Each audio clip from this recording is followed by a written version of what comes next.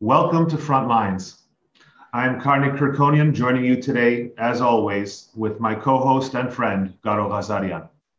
We welcome our viewers from across the United States and Canada, from Europe and the Middle East, from Australia and South America, and of course, from Armenia and Artsakh. We are not joined today by the Armenian community in Aintab, in Marash, Urfa, Erzurum, Van, Dikranagert, Zeytun, Bayburt, Sepastia, Karahisar. We're not joined by Armenians from Sis, from Adana, from Gars, from Ardahan, or Armenian communities from Mush, Sasun, Ani, Bitlis, Gesaria, Kharpert. The list goes on and on and on. The skin, the bones, the dreams, the hopes of those Armenians are scattered mindlessly in Syrian deserts, in the silt lining countless riverbeds, in the cracks of rocks that line ravines and gorges, and in the deep roots of trees who stand now still and stoic in abandoned towns, on the street corners of paved over cemeteries, some overlooking crumbling churches, fallen khachkars, strewn and buried fabrics in the countryside, perhaps a bush in a town square whose roots touch pictures, some tools of trade, a locket, a Bible, or a note, or 1,000 notes and journals of lives lived and then cut abruptly. Lives now ashen, lost, buried, cast to waste, just gone. If we could, I would ask that we share together a moment of silence to contemplate the weight, the sheer weight of the night that befell our nation and its people over a century ago, from whose darkness we have not yet freed ourselves. If we could, let's take a moment to reflect.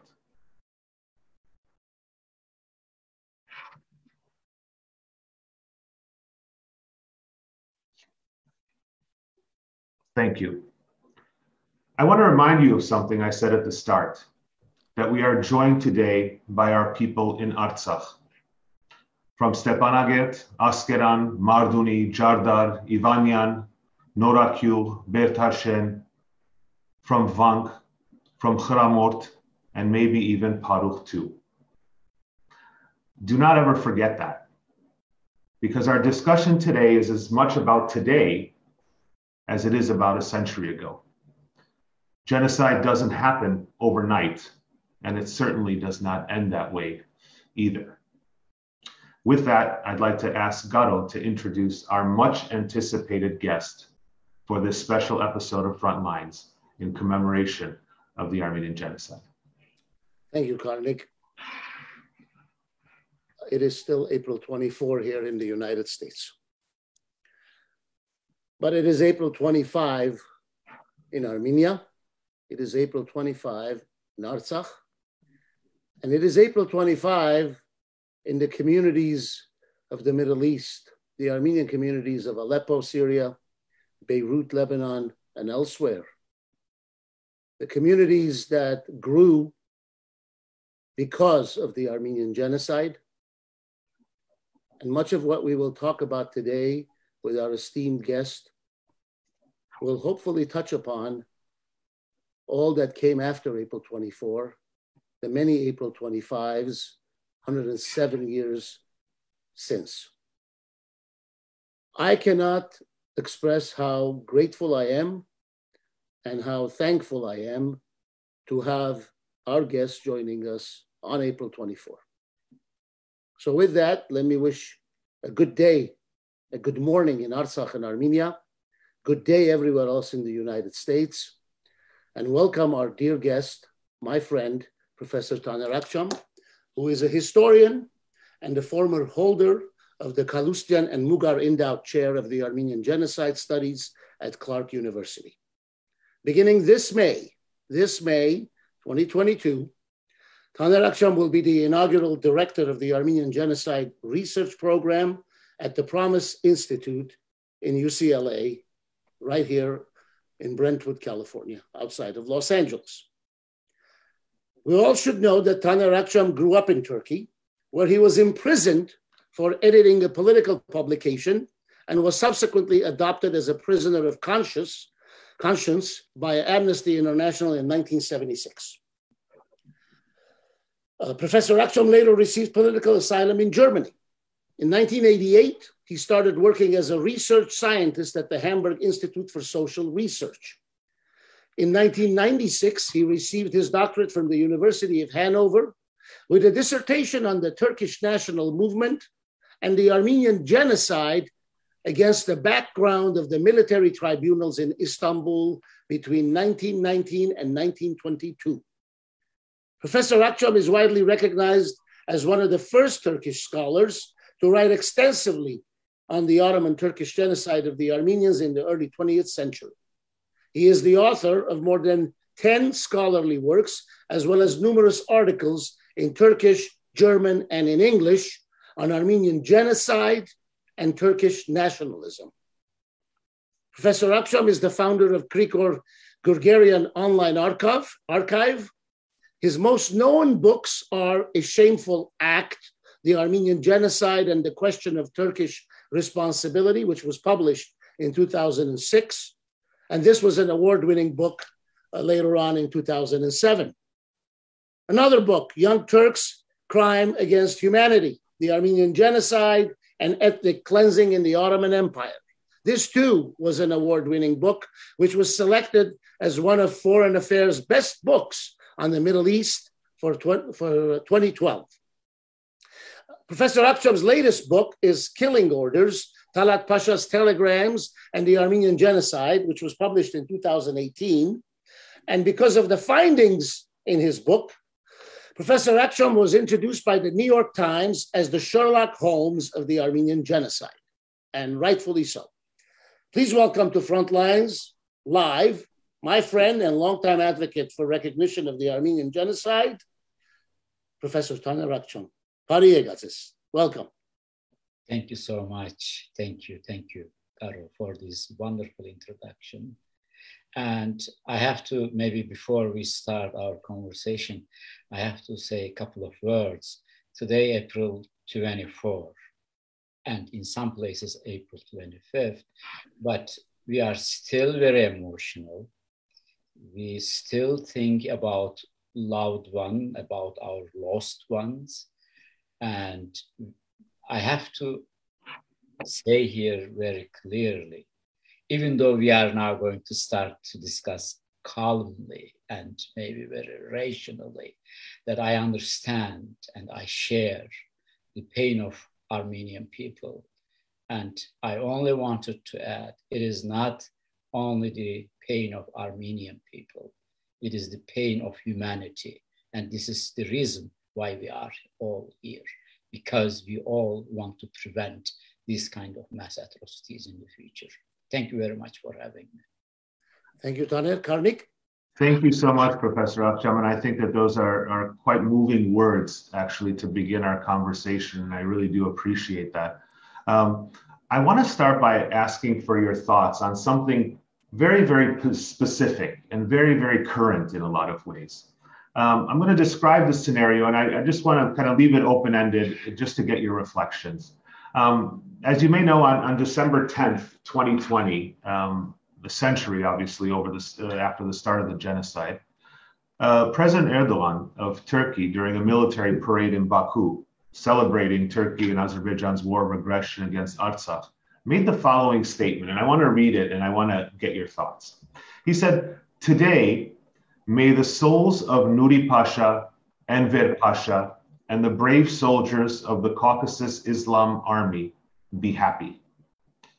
Of course, that's a reference to the Ottoman armies that invaded the Caucasus during World War I. And as we know, Enver was the young Turk leader who was Ottoman Minister of War during World War I and during the Armenian Genocide. Nuri Pasha, of course, is Enver's brother, and he led forces which occupied Baku in 1918, leading to more pogroms and massacres. Given the fact that these statements are made by President Erdogan now, over a century after what we commonly understand as the start of the Armenian genocide, and that he made those statements in Baku. I wanted to get your thoughts on what that means to you, what that tells us or teaches us about genocide, and perhaps what that tells us about the value of recognizing and punishing genocide wherever it occurs. What are your thoughts, Professor Akcam? Thank you very much, starting from that question, because it is a very essential question, and it is related to denialism and related to recognition. And we have to ask ourselves, what is denialism and what is recognition of historic wrongdoing? You know, Erdogan's statement in Baku shows one thing very clearly, that denialism is not confined to deny an event that happened in the past. So denialism and recognition has some current connotation, current meaning. You know, in the United States and overall in the world, there is a basic misconception regarding both denial and the recognition. And this manifests itself in the logic which I formulate as temporal compartmentalization. It works like that, you know. We think, and it has two-pronged, this logic of temporal compartmentalization. The first one is, we think that denial is a mistaken, but, you know, kind of tolerable ideological attitude towards mass atrocities. And the second, it assumes that confronting denial is establishing a moral attitude towards a single crime that remained forgotten in the pages of history. Any connection with the present effectively walled off. And Erdogan reminds us that this is a long logic. There is a strong interconnectedness between denialism of a fact in the past and the current policies. So if you think, or if we really want to fight denialism, we should understand that we are not dealing with a single issue that related to a past event. Denialism is a structure. Denialism is an ideology, not only an ideological attitude, it's a mindset that reproduce the same policies in the current, in today's life. So just to be clear, Armenians in the past were targeted and exterminated because of a kind of a thinking, we can call it, we can compare with racial thinking. They were excluded because of their religion, because of their ethnicities, and they were considered as a security threat for the Ottoman government. And what the Armenians were asking in the past was very simple. They were asking equality. They wanted to live as an equal citizen with other Muslims in Ottoman Empire, nothing more. They want to be an equal citizen with the Muslim citizens of the Ottoman Empire. And this right were denied to them. And look today's Turkey. This is what is happening with Kurds. This is what is happening with Alevites. This is what's happening with Armenian minority or Christian minorities in Turkey?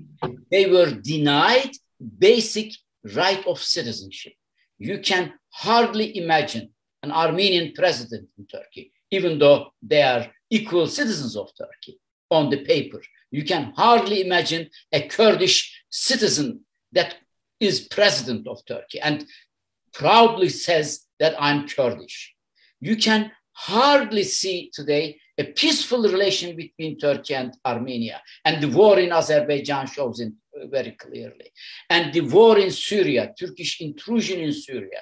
These are all clearly signs that there is a strong interconnectedness between denialism of a past crime and the current policies. So we should really stop thinking on denialism as something that relates to a past event in 1915. And yeah, you know, it's an ideological mistake and we can tolerate this. And we have today more important real problem. You know, this is the American government policy says, yeah, okay, we recognize already what happened in 1915 genocide. What else do you want? Okay, so we have other very important, serious problems, and this is the realpolitik, and they really compartmentalize. They think talking about mass atrocities, talking about denialism is something fundamental moral attitude towards the past event, but you know, we have to come to the reality and we have to do the realpolitik today. I think this should be changed clearly, and we should understand this connectedness. So thank you very much beginning the conversation with this question. I think, Professor Akcam, I think that's a very profound point. The fact that denial has current present day manifestations and impact. And I have to say that was a very eloquent response, quite frankly, and really makes one think about the dangers in that type of compartmentalization that you had mentioned, that the dangers that causes current generations, and really in terms of the crime of genocide and ethnic cleansing in a global sense, the idea of global justice is not served by compartmentalizing denial to be some sort of moral reflection on a past event without realizing or appreciating how that is manifested today. I think that was quite a profound response. And I know Garo is chomping at the bit. Go for it. We're gonna be on the air for a while. I hope nobody falls asleep. Yes, I expect nothing less from Professor Akcam but brilliance, and that was brilliant. You know, I was going to take you, Professor, to a question discussing the tandem of Azerbaijan and Turkey, but because of your response, I'm going to defer that for a minute, and I'm going to ask you about the Turkish ruling party and its plans to launch a legal process against Garo Paylan. We all know that Garo Paylan introduced a bill which was seeking to designate April 24, which marks the day in 1915 that the genocide began, we all know, as a national day of commemoration. And one of the things that Garo Paylan said in introducing that bill, he said, and I don't want to get it wrong, he said this bill urges that Turkish citizenships be granted to the descendants of the Armenian genocide survivors who were forced to leave Turkey. And he talked about how recognizing and condemning and compensating for the crimes committed as Turkey transitioned from an empire to a republic will allow for the construction of peace-minded memory and therefore a society that can live together. That's what he said during his introduction of the bill. He said a few other things as well.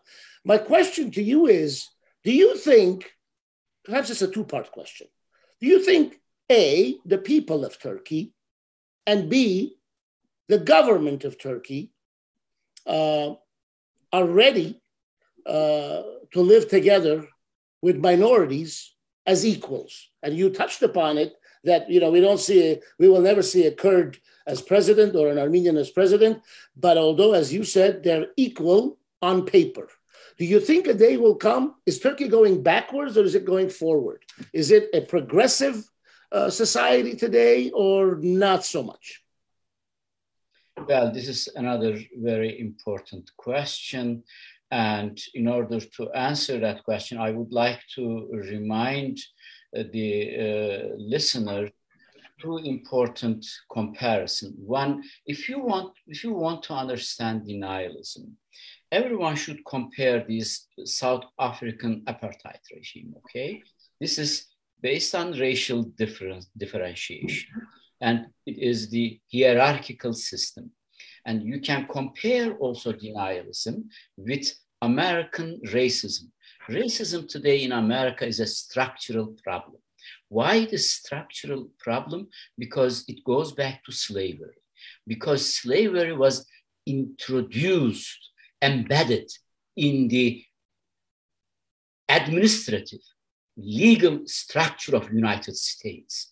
It was one part of United States Constitution in early period. So there is a continuity, structural continuity from past today. So it's exactly the same. Why governments wants to launch a criminal investigation against Garo Paylan? Because Garo Paylan is asking nothing else but equal citizenship, right of equality for every member of the society. And he is asking also remembrance of April 24 as the day of extermination of these citizens of Ottoman Empire. Mm-hmm. This is very crucial. So whether Turkish government today ready to accept this equality, this rule of equality, I doubt it. There was a certain opening in the years of 2002 and the following years, especially after Hrant Dink's assassination 2007, and Turkey really was opening and getting closer to European Union, and Turkey was implementing certain reforms, and we were hoping that there would have been an opening and really a democratization in this country. After 2013-14, we don't need to go into details. Turkey went back to its original default settings. What is Turkey's original default setting? I didn't give the United States example for nothing, with a purpose. United States racism today, embedded and introduced in the system of United States Constitution. And in Turkey today, not equality of it's non-Turkish, non-Muslim citizen. It is in the Turkish administrative and political system. And it is very difficult today to get an equality in Turkey if we don't start talking about founding principles of Turkey. Turkish Republic was established by excluding its Christian minorities. So think about a very simple fact. How many percent was the Christian in Ottoman Empire in 1915? It was 25%. Almost 25% of the Ottoman Empire were Christians.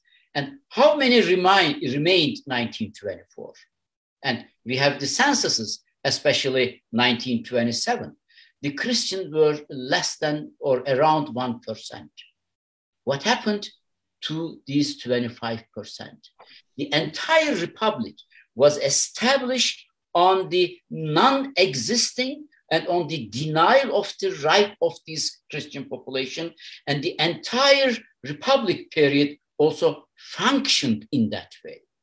So if you don't critically approach to the founding premises of Turkey, I don't think that Turkey can be a democratic country, and Turkey can also recognize historic wrongdoing.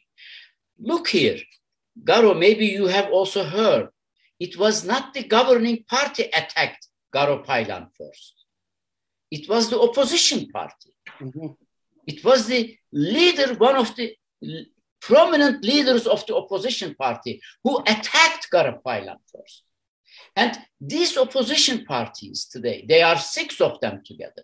They are excluding, even they opposing the governing party and saying that, oh, Turkey needs democracy and so on. They are excluding the Kurds from their platform. Kurds are not included.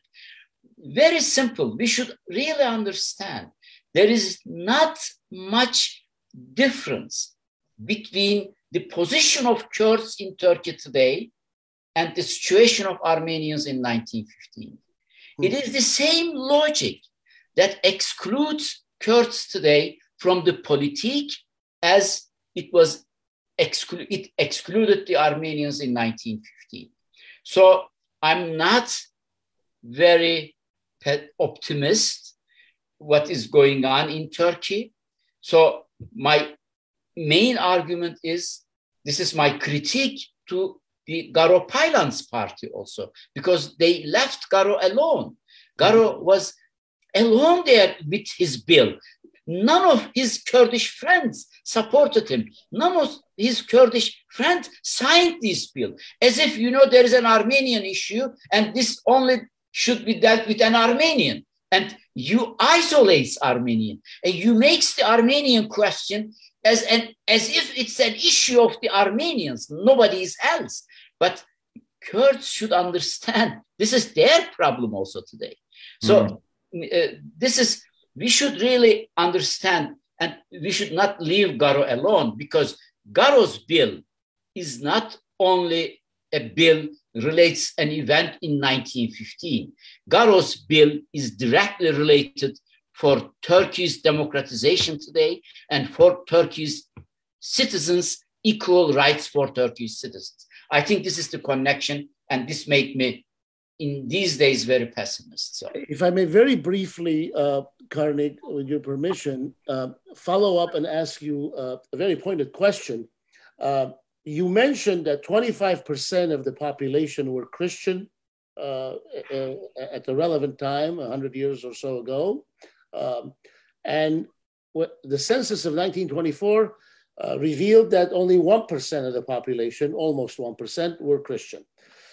A quick calculation in my mind tells me that's really 96% of the Christian population evaporated, because when you have 1% versus 25%, that generally means 4% was left behind, if so.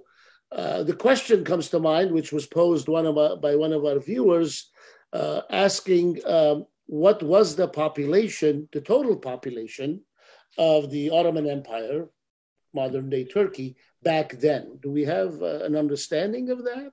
Of course, we have some numbers for that. We have Ottoman statistics. We have the Armenian church number. Approximately, if you exclude the Arab territories of Ottoman Empire around 1914-15, the overall population of the Ottoman Empire were around 15 million.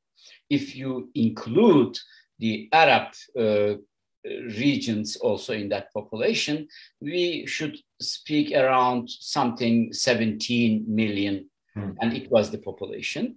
And we have also other numbers. I wrote all this in my books. Between 1914 to 1918, approximately 1/3 of that population either expelled from Anatolia or forcibly relocated some other places or exterminated. And we should also add to that picture, it was not only the Armenians. Greeks, Assyrians, they were also targeted by these exterminatory policies. And we also know, and the scholars explicitly really wrote about it, there was forcible deportation, forcible relocation and settlement and forcible assimilation of non-Turkish Muslim population. So it was an overall population policy. We call it demographic policy implemented during 1914-18. And main target was the extermination of Christian population. And of course, non-Turkic Muslim population was also target of these policies.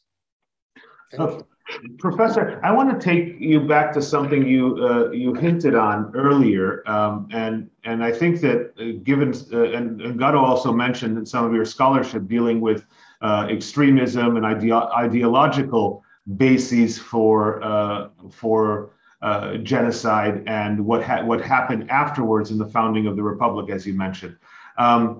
There's a stark contrast that if we look at World War II versus World War I in terms of perpetrator nations, right? I mean, there was a large campaign and a very detailed structural change that happened in Germany, largely dealing with the denazification of Germany post-World War II.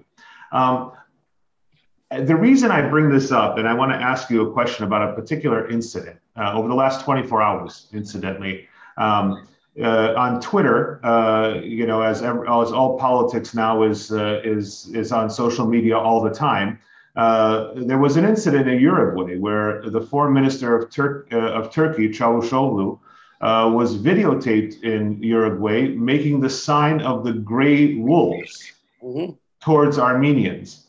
And just recently, within the last few hours, the foreign minister of Uruguay has summoned the Turkish ambassador over the incident.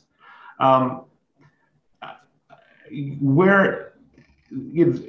guess the incident itself raises a number of questions, and perhaps I should leave it open-ended like that, because it does reflect on some of the key points that you mentioned about the risk of compartmentalizing denial. And I wanted to see if we can follow up on that, because we brought up the American example. I mean, this would be the equivalent of the Secretary of State in a motorcade, showing Ku Klux Klan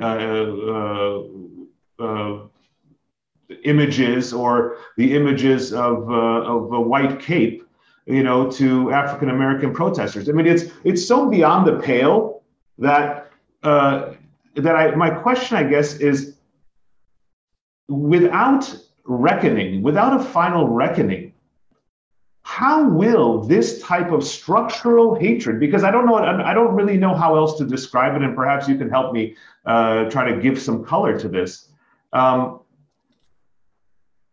Is there a possibility that it can end without acceptance? As you said, the whole point of combating genocide is not just reparation for the victims, but also for the perpetrators to come to terms with what has happened, just like we saw with the denazification of Germany, for example, and the reparations that were paid to Israel over the last several decades. What are your thoughts on the pervasiveness, this continuity, but even to that extreme where you have, the heads of state making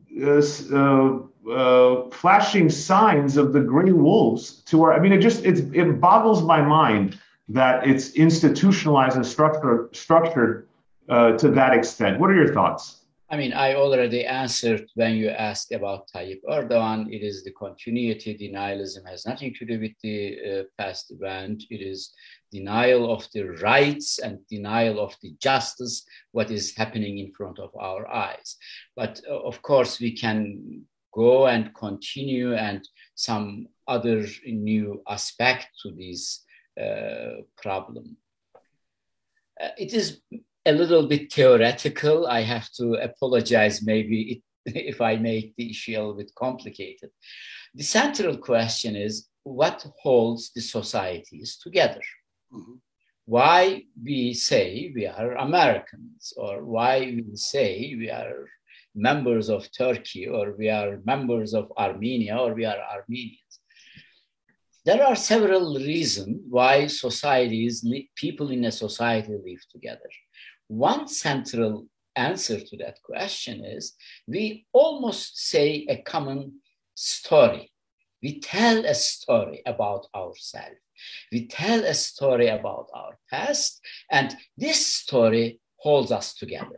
It is not so important whether this story is 100% correct, okay? This could be a little bit wrong. There must be some myths in it. There must be some other aspect. It should not be 100% true story. Important thing is people should believe in that story, and every individual of that story should see a part of himself or herself, or as a collective group, a part of the group's story in that. This is major problem here in United States, and this is major problem in Turkey. And what denialism is doing today, they destroy the very existence of society, because by showing this gray wolf sign, by denying the basic right of your own citizen, you deny a common history for your society. You cannot hold this society by excluding the story of the others. So this is what's going on here in the United States.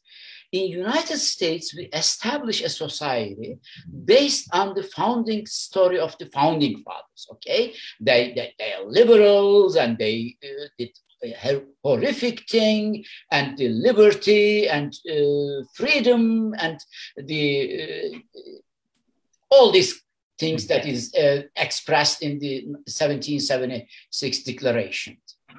And in that story, you don't have the part of civil rights movement for those who fought and extend United States democracy and made United States what it is today.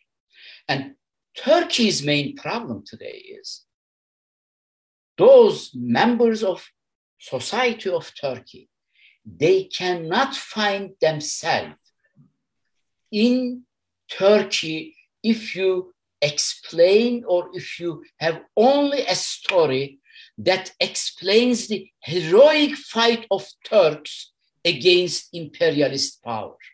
So if we cannot change this story, the founding story of Turkey, if we cannot include, very simple, the pain. So today, April 24, I have to underline this. If we don't include the pain, the suffering of those who, an important part of this society, in the founding story of a society, you cannot hold the society together. And this is a very general rule, and it guilds for United States today. If you don't include those who were excluded, those slaves in the founding period of the United States, and those who were excluded in the civil rights movement, if you don't really add those who fought for the civil rights in the United States as founding fathers of United States, you cannot hold this society on democratic basis. So what we are talking about Turkey is not only Turkey's problem, but we see in Turkey's very clearly because of these racial fascist signs that is made there. But Turkish rulers, they should understand, if they are really a small interest to hold this society together, they should really include the story of Kurds, the story of Armenians, the story of Christians in their foundation stories, in their founding stories. This is how they could hold the society together, because this is their main logic. They want to hold Turkey together, and they think they could hold Turkey together only if they exclude the stories of Armenians, suffering of Armenians, suffering of the Kurds, massacre, and exclusion of the discrimination over the decades. They think if they exclude all these, they could hold the society together. They are shooting in their own feet. They destroy their own very existence. This is the reason that I'm really calling my Turkish friends and saying that, you know, guys, close your eyes and open your eyes. Okay, you close and open your eyes. When you close your eyes, there were around 15 million Alevites and Kurds in Turkey.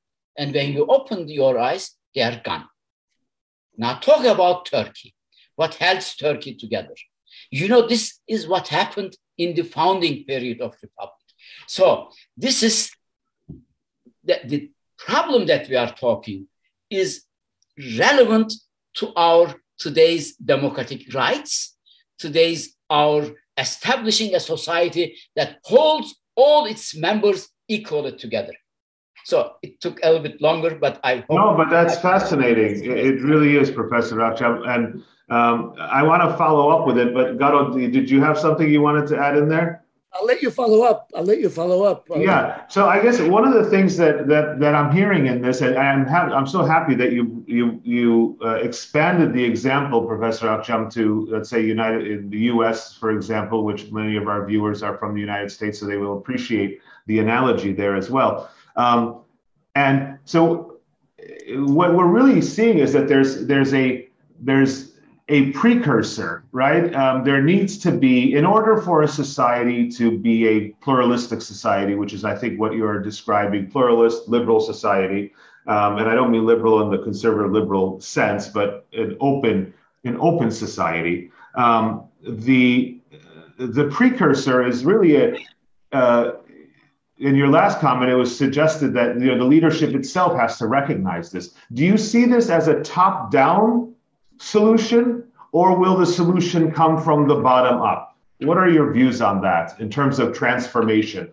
Will it come from the bottom up, or is it are we going to have to see it come from the top down with respect to at least the Turkey situation?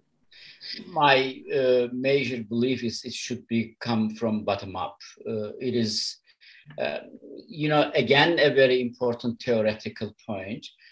There needs to be an expansion, an extension of identity, okay? It cannot be imposed from top to down. It is an attitude. It is really a mental attitude towards ourselves and our fellow citizens and our founding fathers, generally as a society to ourselves. If we define ourselves as individuals only with those who established this republic, let's say in United States with the founding fathers, if we define ourselves in Turkey only with the founding fathers of Turkey, if we don't expand our identity that allows us to put a distance between us and the founding fathers, then we cannot develop a democratic society, because this strong interconnection, the identification, strong affiliation with our founding fathers that never allows a space that allows us a critique of these founding fathers, we cannot create a democratic society. So it should come really from bottom up. And this is, as you see here in the United States,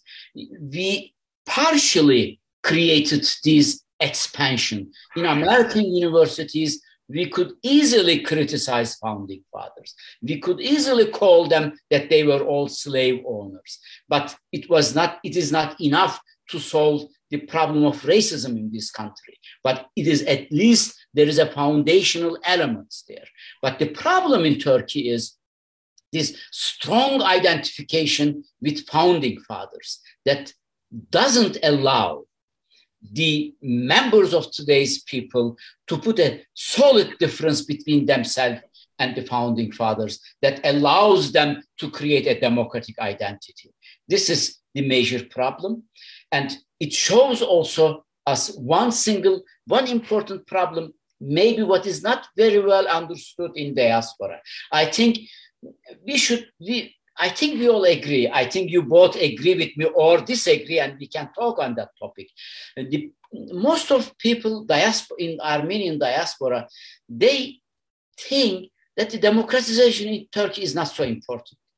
They mostly think, yeah, I don't give a damn shit whether Turkey is democratic or not. They should really recognize the Armenian genocide. They give me the historic Armenian territories and give certain reparation, then I'm done with it. So why should I deal with this Turkey's democratization? This is not my problem. I think this is a wrong approach to that problem. This is what I want to underline here.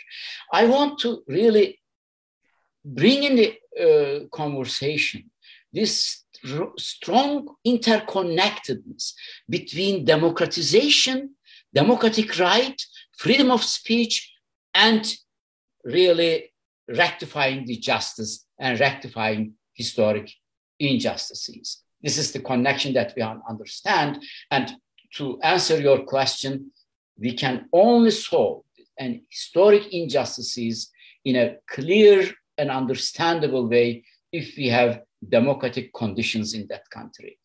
It doesn't solve, I have to underline, democracy cannot solve the problem related to justice, okay? Democracy is something related to freedom of speech, equality, and so on. But historic injustices has something adds on top of it. But this is like the democratic right, freedom of speech is like, you know, entrance, the ticket in the stadium, ticket in the arena to fight for the justice. So this is the relation, and it should be, I think, clear for us. So let me now take you back to what I wanted to ask you earlier, and it's about the Azerbaijan-Turkey tandem. This tandem, is it, number one, is it pan-Turkism? Are Azeris or Azerbaijanis Turks, really Turks, or what are they? And how does Turkey and Azerbaijan engage, given the historical context, with the Jewish state, Israel?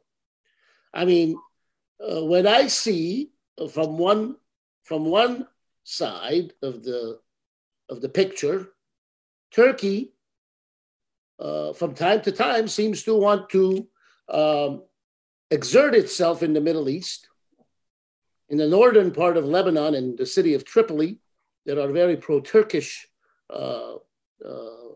groups. Turkey, as we know, is very active in Syria, in the historical Iraqi Kurdistan region. But at the same time, Turkey talks about being the protectors of the people of Islamic faith, but yet Israel, I dare say, has certain culpabilities as it relates to the Palestinians in Gaza and West Bank. And all of a sudden, Israel, a Holocaust surviving nation, is in bed with Turkey, a genocide denying nation. And together, the tandem of Turkey and Azerbaijan with Israeli drones, among others, wreaked havoc onto Artsakh from September 27 until November 9, 2020. And they continue to threaten the people of Artsakh. And I dare say the people in the villages, the border villages of Armenia, Republic of Armenia.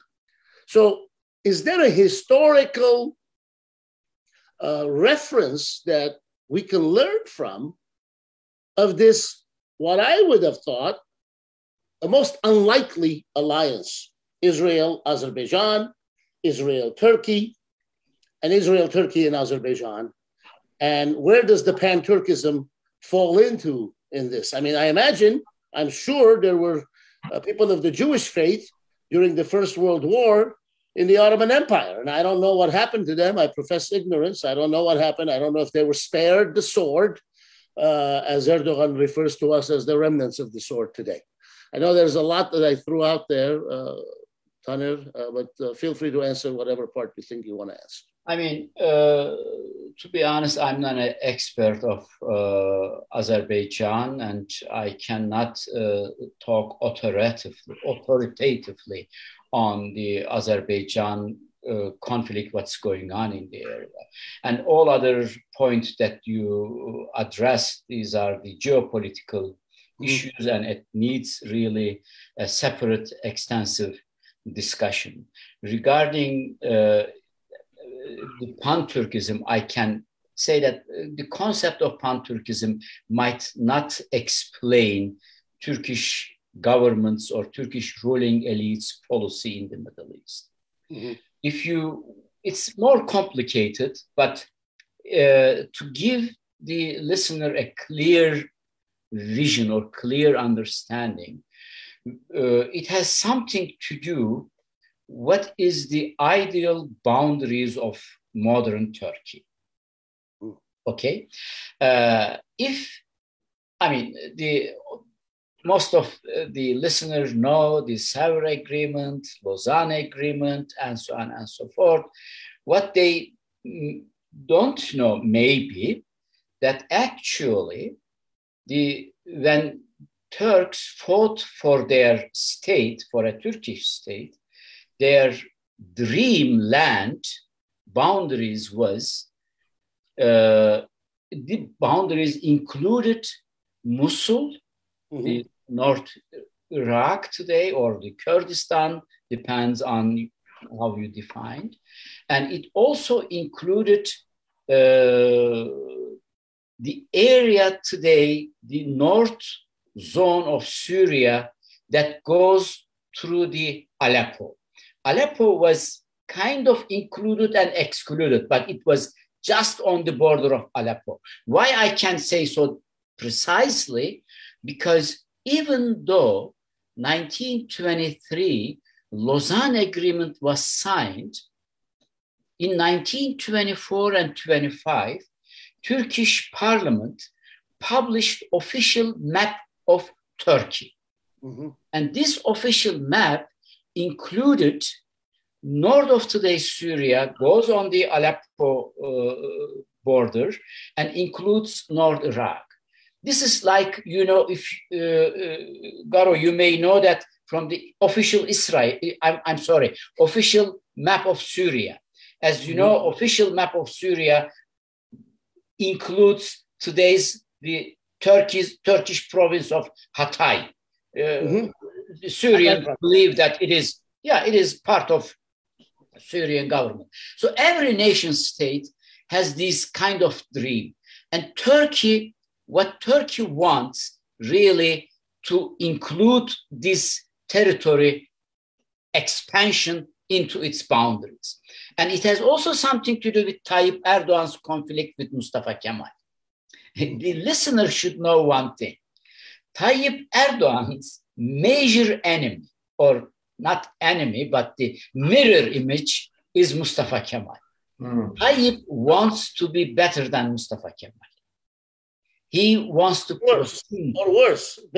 Worse. Yeah. No, he thinks Mustafa Kemal, and this is not only an attitude of Tayyip Erdogan, it is an attitude of the Islamist stream in Turkey and certain extreme nationalists. They believe that the 12 Greek islands and north of Syria and northern Iraq is part of actual Turkey.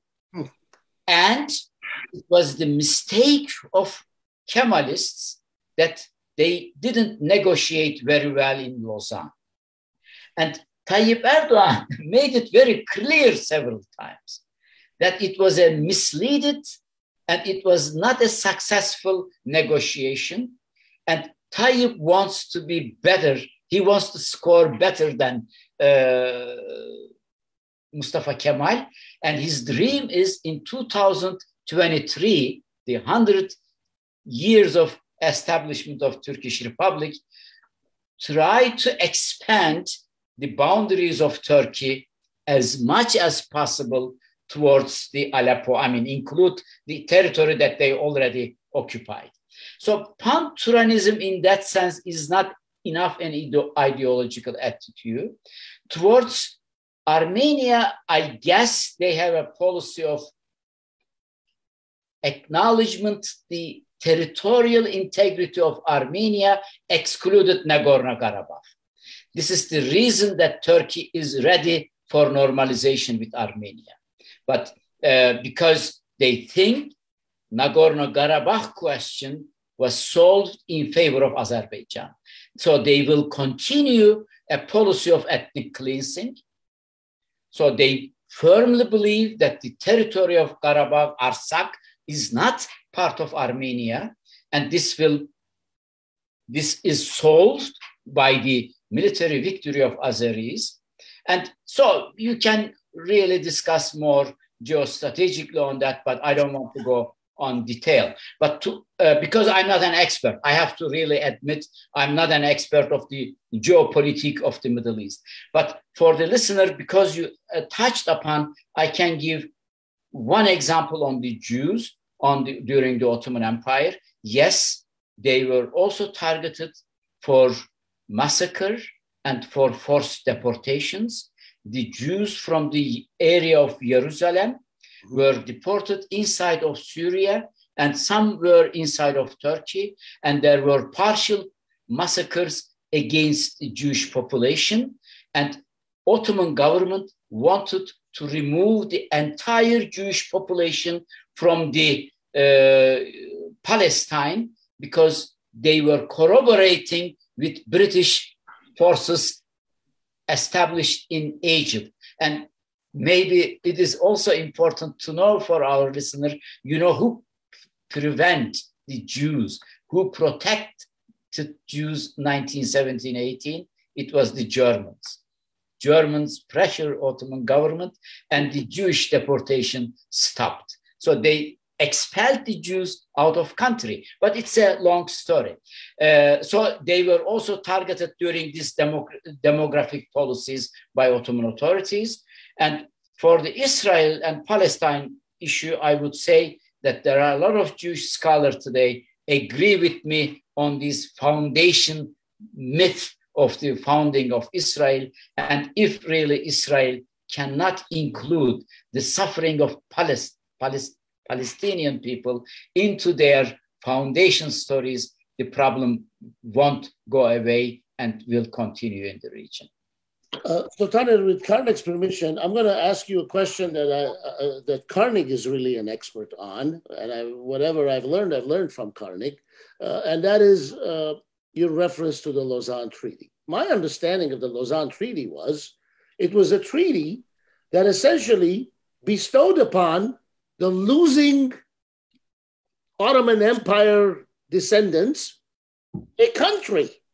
I mean, it's perhaps, that's like, okay, so Azerbaijan and Turkey attack Artsakh, but then Artsakh is given independence. That's what happened during the First War, is the way I understand it, that Turkey lost in the First World War, but they came out of it with a country.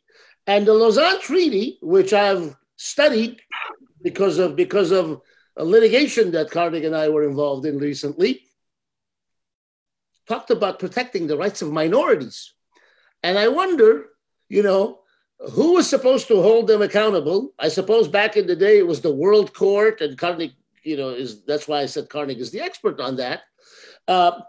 So today, about 100 years after the Lausanne Treaty, minority rights are trampled upon, but we have the US and other NATO countries tolerating this tyrant's behavior, this wannabe Mustafa Kemal 2.0, if you will, as you put it, Mustafa Kemal better, and this notion that, okay, granted, Azerbaijani people or Azerbaijan is not a subject matter that you're an expert in, but what about this one nation, two states? They keep talking about this stuff. To me, it's just very troubling that the second largest army in NATO is really one of the leading human rights violators of its own people. Karnig, am I missing something, or am I all over the place again?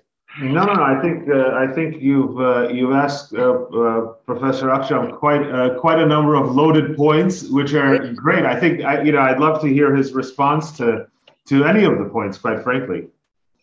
The question of Sèvres and Lausanne. Mm-hmm. I wrote extensively on that topic, and you can discuss on historic question the boundaries. Mm-hmm. Or the agreements, international agreements, on two grounds. One ground is the issue of boundaries. Mm-hmm. Who is right to include which territory? So the question of territorial integrity. The second question is, you can approach to these kind of historic agreements as a question of human rights. If you look Sèvres, you have two different understandings of Sèvres agreement, okay? We know the boundaries of Sèvres and so on and so forth. And according to Armenians, Kurds, partially according to, not all Kurds, but part of the Kurds, and according to Greeks, Sèvres was an historic victory. It didn't really fulfill all expectation of Armenians and the Greeks and the Kurds regarding the territories that they had to occupy. So Anatolia mainly divided between different ethnic groups. And it was a good agreement because of it solved territorial question, at least in favor of Greeks, Armenians, and the Kurds. And for Turks, Sèvres is a dark day of history. And the Turks, even Turkish parliament in Ankara, punished death penalty to those who signed the Sèvres agreement because it solved the territorial problem against the Turkish interest. If you look to Lausanne, for Turks, Lausanne is Turkish victory. And it is the historic justice that Turks fought with their fingernails. This is how we were taught in the schools, okay? And for Armenians, for Greeks, and for Kurds, Lausanne is the biggest historic injustices because it solved the territorial problem, the territorial question against their wishes and interests. But there is a common understanding here between both parties. Even though they consider Lausanne and Sèvres differently, but they approach to that problem only as a problem of territorial integrity.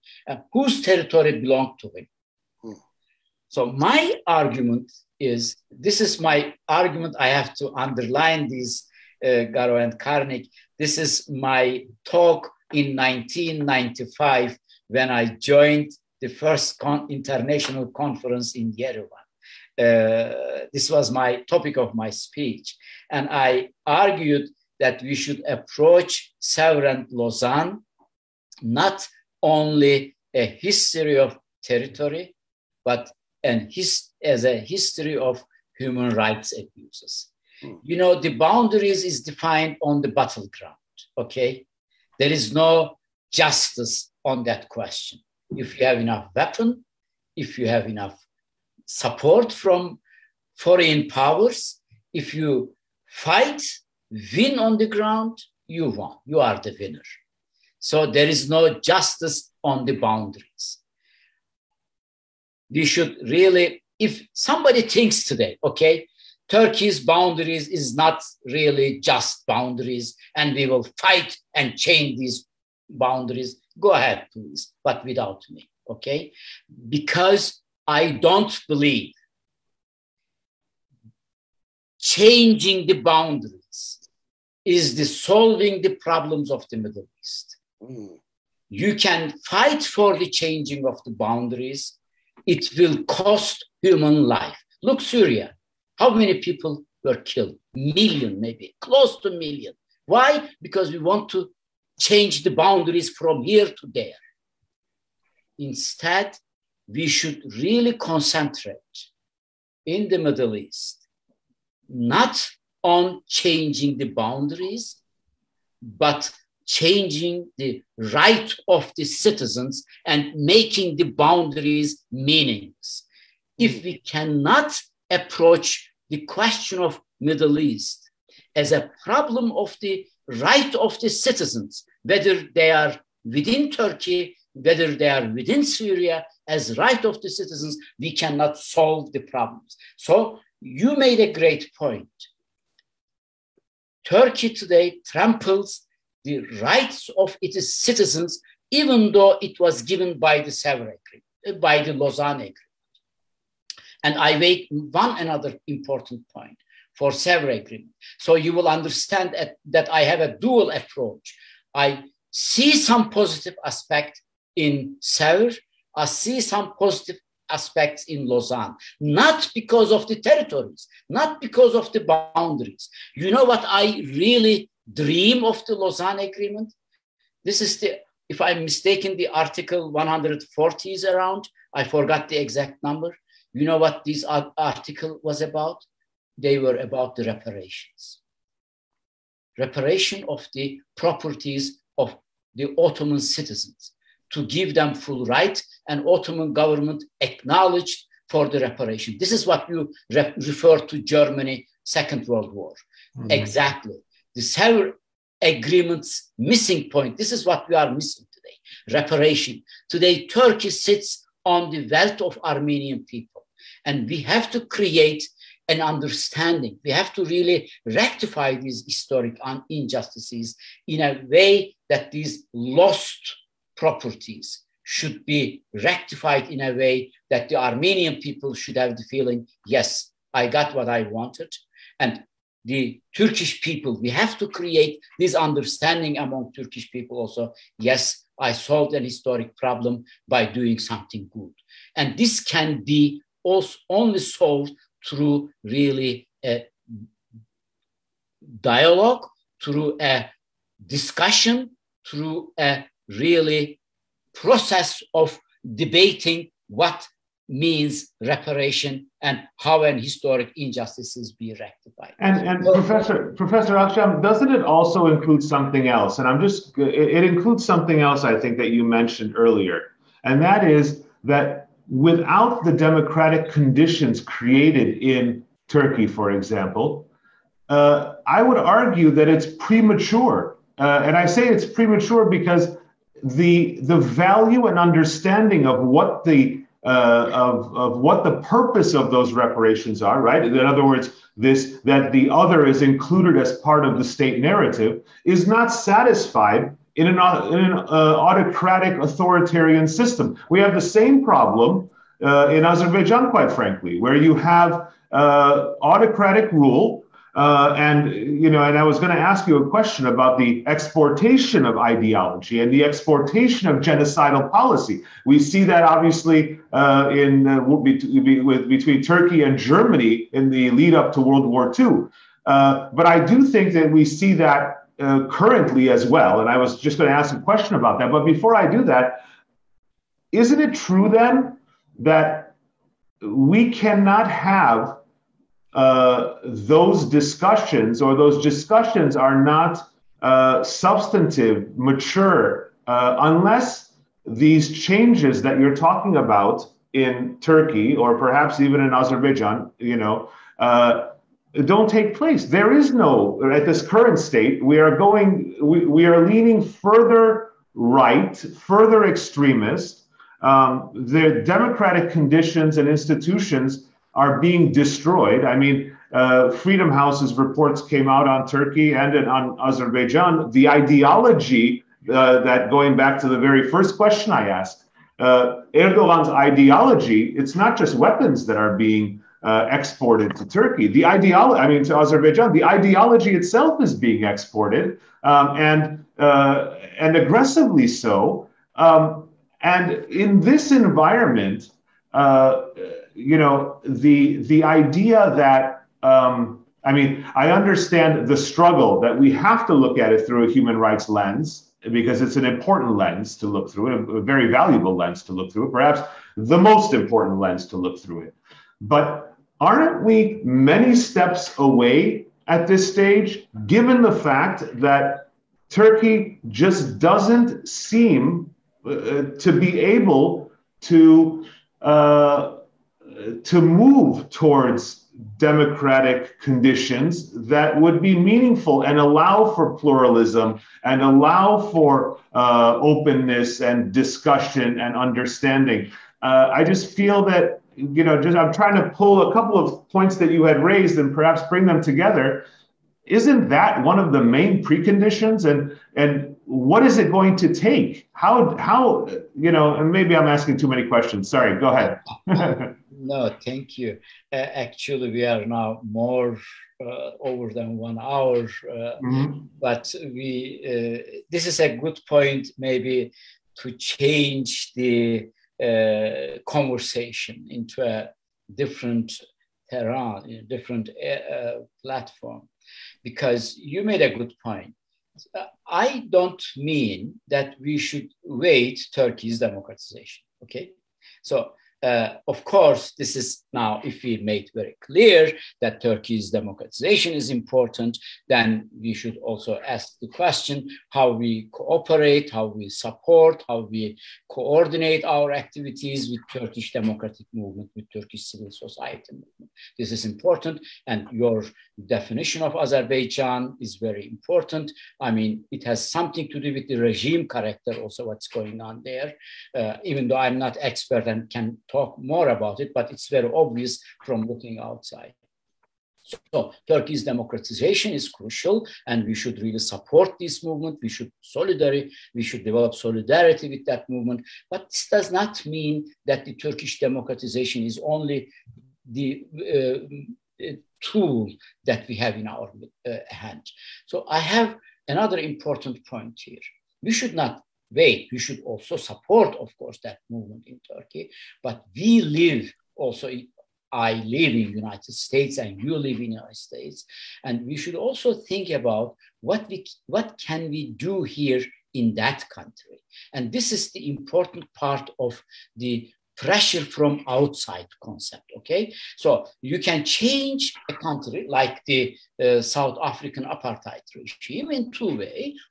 First one is the domestic opposition within the country, and second, the pressure from outside. And I think, so we all agree about the democratization movement in Turkey. It has changed something. It's not as in previous years. I mean, really, despite this strong denialist policy of Turkish government, I have to add that it has changed a lot in Turkey. Today, I argue that we won, the critical historians and the civil society, we won the psychological war in Turkey. So there is an understanding in Turkey really that has something changed in that country. I mean, that has something wrong happened in 1915.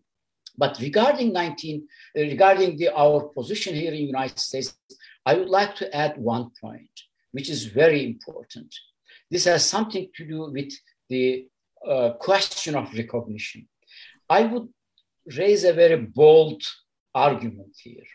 And I would say that the era of recognition is over. Recognition of Armenian genocide is partially established here. We in diaspora, and we cannot, and my second argument is using international relations or the foreign powers as a tool to pressure over Turkey to accept Turkey to recognize Armenian genocide is almost to pray for something which would never happen. Because look, the Ukraine-Russian war and Turkey's position there. They sell weapons to Ukrainians, the drones, and support Ukraine in the war, but Russia says nothing. Turkey banned the Russian flights to Syria, and Russian government accepts, says that it's okay. And it's the same Turkey really breaks the United States embargo against Russia, and the United States is also okay with it. So Turkey is a very strong country, and it is very difficult to really rely on foreign powers to pressure Turkey to acknowledge or Armenian genocide. But there is another important thing. This is the reason that I use the term that the era of recognition is over. I think rectifying justice or reparation is on the agenda, and it is not so difficult because it is a part of American domestic policy. This is the important issue. I think with this formal recognition or symbolic recognition of by United States executive branch, and you are lawyers, you know all these issues better than I know, okay? And the symbolic recognition by Congress, we maybe pave the ground for another fight. For this is the reparation, and good part of it is American domestic policy. So I think our listeners knows or doesn't know, and you can explain as lawyers better than I can do that. American system allows the American citizens and the citizens of other countries even to file lawsuits in American courts against countries and companies who commits a crime in the past and profited from that crime. And this is a domestic issue here in the United States. But in order to do that, I think the organization, the Armenian organization here, should come together and put the issue of reparation as an important domestic political agenda. And this is doable, and we should take in that sense really the Jewish experience as a perfect experience for us. I think I changed the topic of conversation a little bit, but it's important. You know, for someone who says that you say you're not a geopolitical expert, but you could have fooled me, because the description about Turkey doesn't mind what Russia is. Russia doesn't mind Turkey selling drones. Russia doesn't mind Turkey banning flights. US doesn't mind Turkey violating the sanctions and dealing with Russia. That's very well put. I am going to switch our focus, and I want to ask you, where are we? And you have been asked this question before, but I haven't heard the answer. I know that the question was asked of you. Where are we in the field of Armenian genocide research? What are the challenges? And I want you to keep in mind that, you know, when you wrote that book 30 years ago about Turkish national identity and the Armenian question, that was a beginning of an era that 30 years since clearly has evolved into a very robust and a vital field. So now you're going to begin your tenure as the inaugural director of the Armenian Genocide Research Program within the Promise Armenian Institute at UCLA. So a four-part question: the evolution of your work, the history and development of Armenian genocide studies, the challenges facing the field that you're in, and your plans in light of the first three questions in your new role at UCLA. Okay, you also now shifted the discussion. Yes, you wanted us to shift, so I'm shifting. I wanted to discuss the question of reparation and the policy, but now it's thank you very much for asking. We can discuss that, but I'd like to hear your plan. Okay, because we should slowly come to an end. And yes, thank you very much for asking this question. And before answering the question, I have to underline one point. Establishment of Armenian Genocide Research Program in Promise Armenian Institute in UCLA is a historic turn in Armenian genocide research. Why?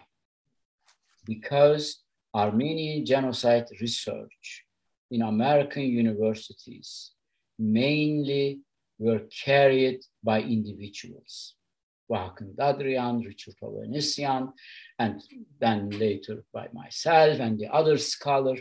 We were individuals And it is really a very sad picture to know that there are more than 200 Holocaust studies centers and programs in American universities, and only now one Armenian Genocide Research Program. This is the first time that Armenian Genocide Research institutionalized in an American university setting, and this is a good thing, and I salute those who established this institute.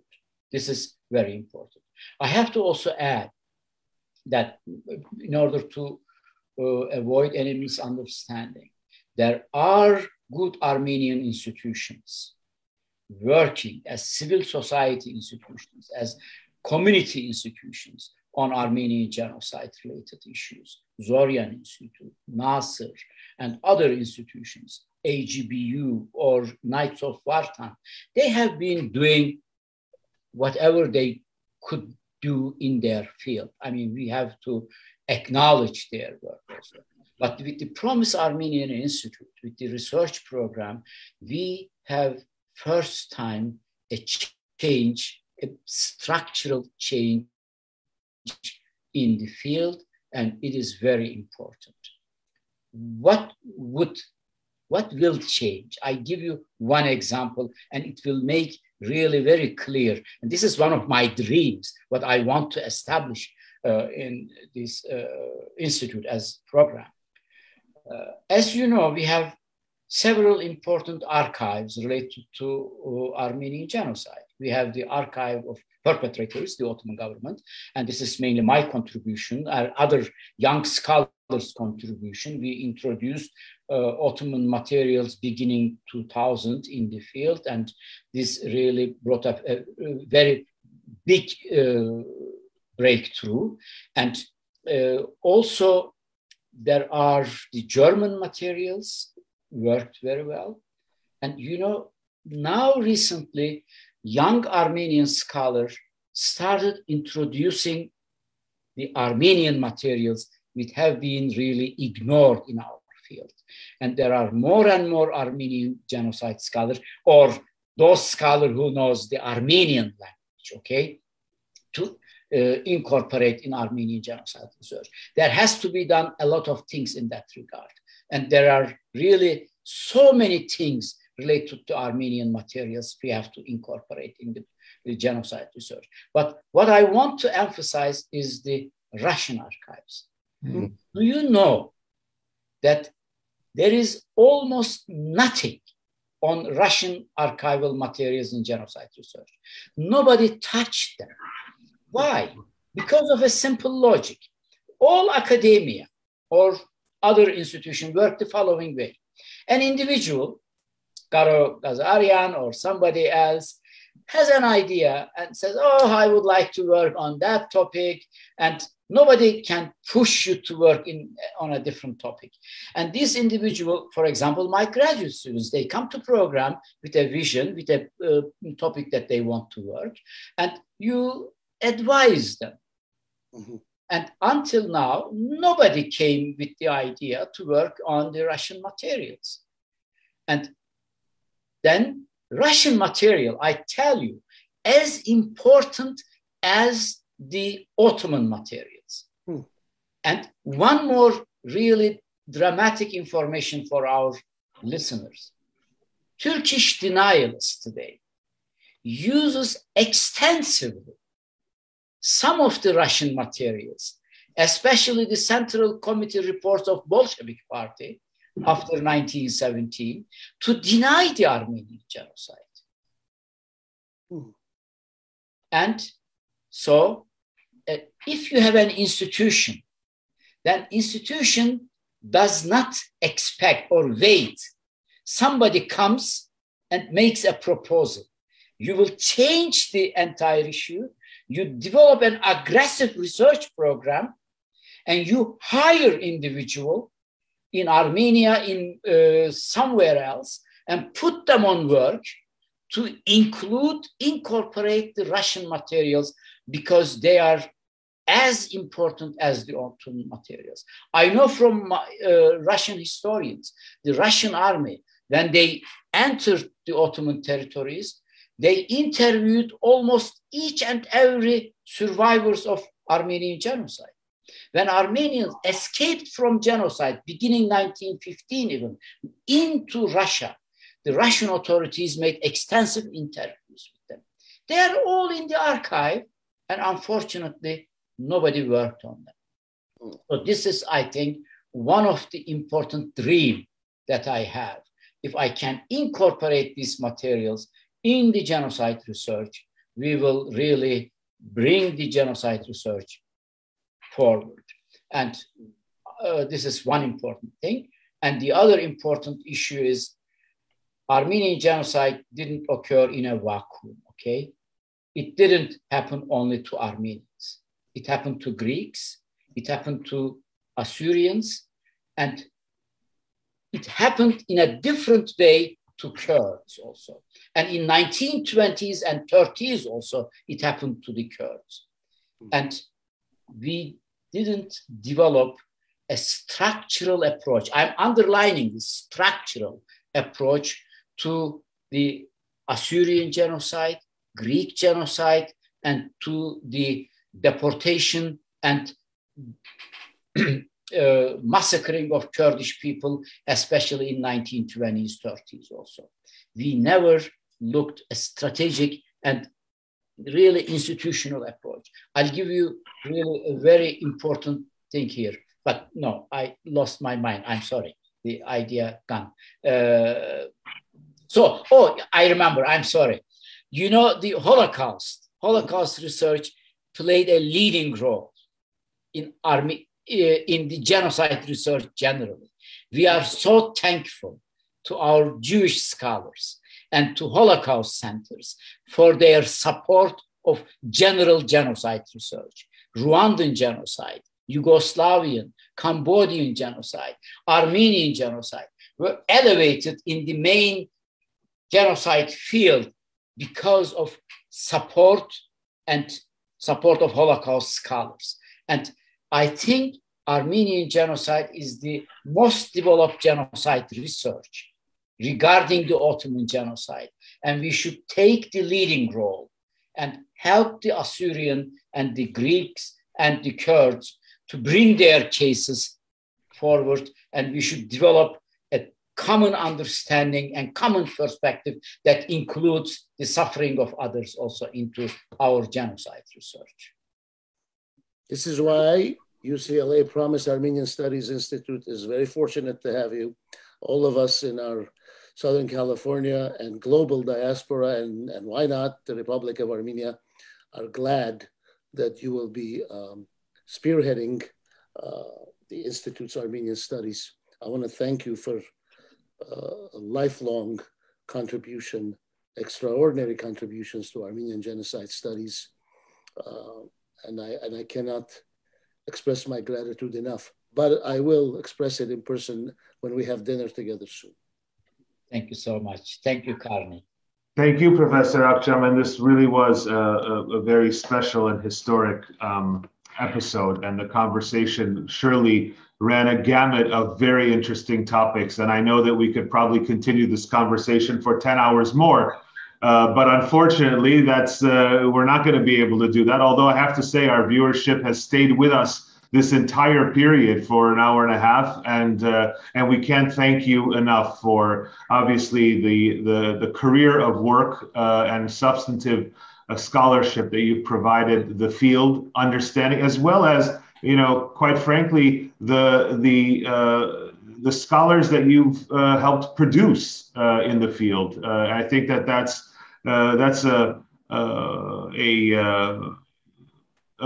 I would say a contribution that people don't really think about, but it's an important one. You've prepared many young genocide scholars And I know for one, just studying the situation of the Armenians of Aintab and the work that Umit Kurt has done, for example, it's clear that you have the tutelage that you've provided has been significant, has been powerful, and right-minded. So I thank you for those contributions that you've made as well, Professor Akcam, and congratulate you on the position at UCLA.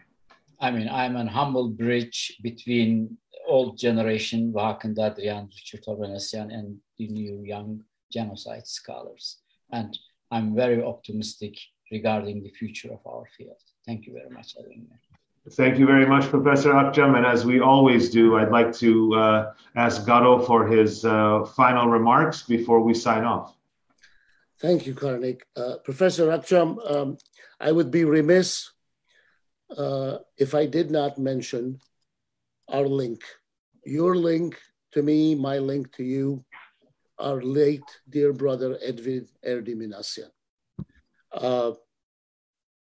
It is a very tough reflection. Thank you for bringing up. Thank you. He would have loved to see this discussion. He would have been very proud of you. I know he's very proud of you from above. And I'm eternally grateful to him for the introduction and the friendship that we have because of him. And I consider you a dear brother of mine, as I consider his memory that of a brother's memory in my life. Karnig, when I was thinking about what am I going to say today, and I've had a few shares of a few opportunities speaking at a university a couple of days ago and speaking this morning at a march in Little Armenia, it occurred to me that 107 years ago, many of our scholars were pulled out of their homes and driven, never to be seen again, killed, and unheard from ever again. And if somebody had told me as a child growing up in a poor suburb outside of Beirut, that I would grow old or older and come across a Turkish scholar who not only understood, but helped me understand more about the Armenian genocide than I had learned in school, I would have said that's never going to happen. So there's a message in that revelation for me, and that is that so long as there are Taners in the world, so long as there is a Taner Akcam, there is hope for humanity and even the ignorant in humanity to be enlightened, to be able to hopefully one day, one by one, get in touch with their humanity, and understand that when people like Dr. Nazaret Dagavarian, member of Ottoman Parliament, Armen Dorian, a writer and journalist, Shavash Christian, editor of Marmnamar's magazine, Levon Lawrence, a poet, Ruben Sevak, a poet, Yenok Sahen, an actor, Siamanto, the poet, Hagop Terzian, the writer and a pharmacist, Daniel Varujan, the poet,